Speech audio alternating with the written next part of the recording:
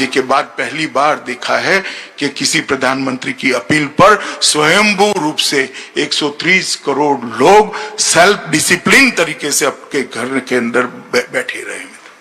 उन्होंने इससे एक सामूहिक मन बनाने का प्रयास किया। इसके बाद में कोरोना के खिलाफ घंटी बजाओ, थाली बजाओ, उसके बाद दिया जलाने का कार्यक्रम, उसके बाद कोरोना वॉरियर के सम्मान में तीनों सेनाओं ने पुष्प वर्षा करी।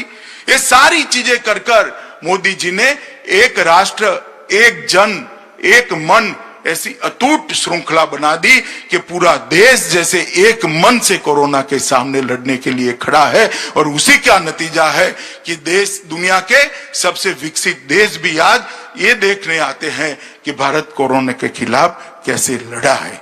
मित्रों, कई प्रकार से 130 करोड़ लोगों को मोदी जी ने एकजुट किया।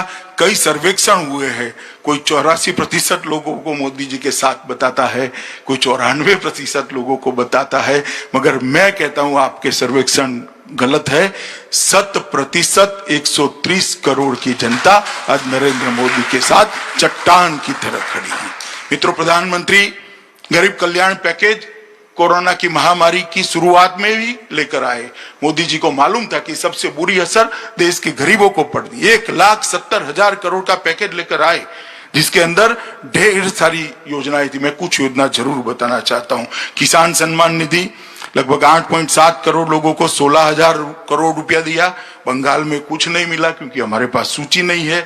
महिला जनधन खाता 20 करोड़ लोगों को 30,000 करोड़ रुपया मिला। और बंगाल के अंदर 1.92 करोड़ लोगों को 2885 करोड़ रुपया मिला। सामाजिक सुरक्षा का पेंशन 3 करोड़ लोगों को 3,000 करोड़ रुपया मिला। बंगाल में 21 लाख लोगों को 213 करोड़ रुपया मिला।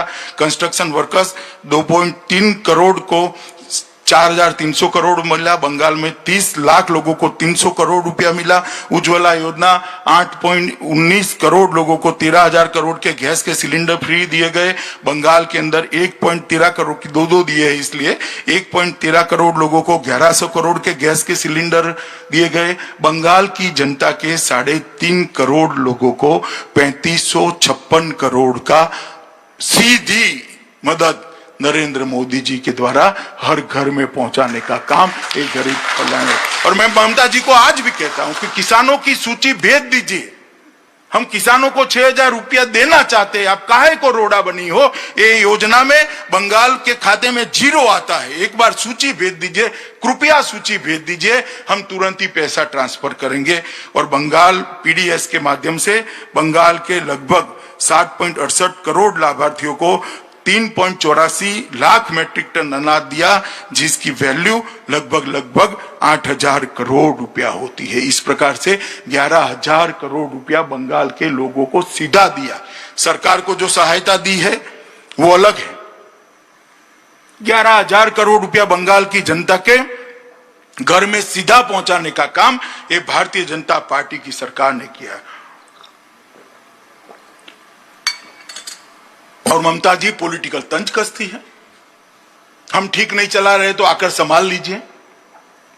भाई, हमसे तो जो बन पड़ता था वो करा। 11,000 करोड़ रुपया हमने सीधा बंगाल की जनता के खाते में भेजा है।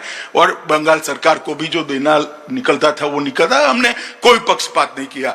मगर आप हमें कह रही है ममता जी कि भाजपा वाले संभाल ले, तो मैं आपको कहना चाहता हूं कि बंगाल की जनता आपकी इच्छा बहुत जल्द पूरा करने वाली है। चुनाव के अंदर बंगाल में भारतीय जनता पार्टी की सरकार बनने वाली है। मित्रों, प्रवासी मजदूरों की भी मैं बात करना चाहता हूं। देश भर से प्रवासी मजदूरों का तांता अपने राज्यों में जाने के लिए लगा। देश भर में हमने लगभग 4300 ट्रेनों के माध्यम से 1.25 करोड़ लोगों को, कई बसों के माध्यम से 1.25 करोड़ से ज्यादा लोगों को अपने घर में पहुंचाया। उनको खाना दिया, पानी की बोतल दी। राज्य सरकारों ने रेलवे स्टेशन पर जाने के लिए एसटियां दी। राज्य सरकारों ने उनके कैंप लगाए। जब तक ट्रेनों की व्यवस्था नहीं हुई, तब तक शुरू नहीं की, तब तक भोजन कराने की व्यवस्था भी राज्य सरकारों ने की। इसके लिए 11,000 करोड़ रुपया भारत सरकार ने राज्य सरकारों को भी दिया। मगर जब ट्रेनें चालू हुई तब एकमात्र बंगाल राज्य ऐसा था जिन्हें सबसे कम ट्रेन ली। अब तक 236 ट्रेनों के अंदर हमने 3 लाख लोगों को पहुंचा है। उत्तर प्रदेश के लिए 1700 ट्रेनें चली है, बिहार के लिए 1500 ट्रेनें चली है।